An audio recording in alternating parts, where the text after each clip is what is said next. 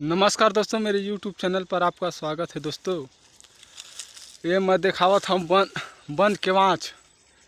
ये पेड़ के नाम है बन केवाच। ये दिखत ते पेड़ हरे, ये है बन केवाच है। ये मोहनी बार कामत है। हमारे छत्तीसगढ़ के आदमी मन ओते के एकर नॉलेज नहीं है। एकर फर ऐसे रही, ये देख ली बन केवाच के एकर फर।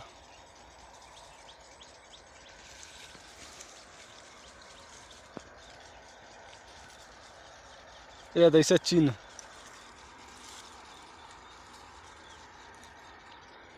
ये हरे बन केवाच मोहनी के काम आथे।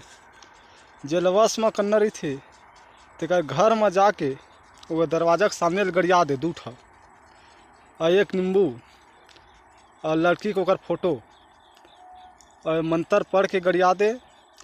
3 दिन में वो लड़की खुद आके तोर से बात करही। एक मंत्र ला मैं लिख के डार। हाँ, जय माँ काली।